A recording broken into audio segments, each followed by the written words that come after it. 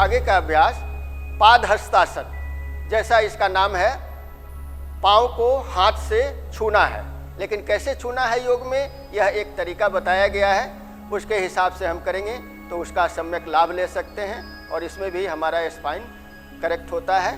तो हम लोग इसके लिए धीरे से श्वास लेते हुए दोनों पैर के बीच में दोनों आपस में सटा लेंगे। अब 1-2-3 इंच दूरी रख सकते हैं और शरीर को शिथिल करेंगे और दोनों हाथ को श्वास लेते हुए सीधा ऊपर सर की तरफ उठाएंगे। बिल्कुल कान, दोनों हाथ कान से सटा हुआ रहेगा और इस स्थिति को प्राप्त करते हुए अब हमने सांस लिया। अब श्वास छोड़ते हुए पैर की उंगलियों को छूना है, बिल्कुल धीरे धीरे छू सकते हैं तो छू सकते हैं। और अंतिम स्थिति यह बताई गई है कि हाथ को बगल में रख के या पैर की उंगलियों को पकड़ के सर को यदि जानु से घुटने से सटा लेते हैं तो वह परफेक्ट स्थिति है। लेकिन हम इसके लिए शरीर से ज़बरदस्ती नहीं करेंगे।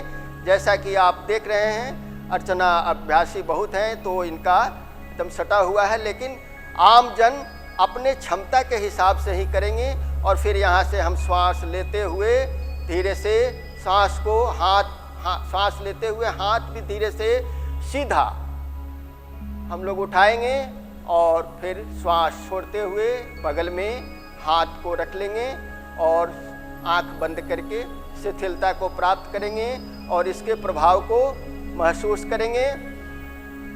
ये पाद हस्तासन भी जैसा कि हमने कहा स्पाइन को करेक्ट करने का एक अभ्यास है और आगे के अभ्यास के लिए तैयार करता है।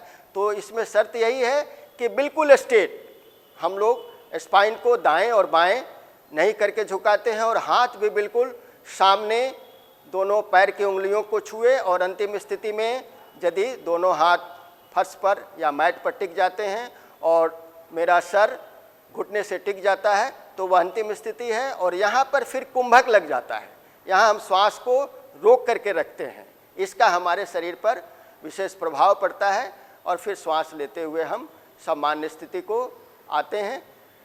तो ये था पाद हस्तासन। जी नमस्कार।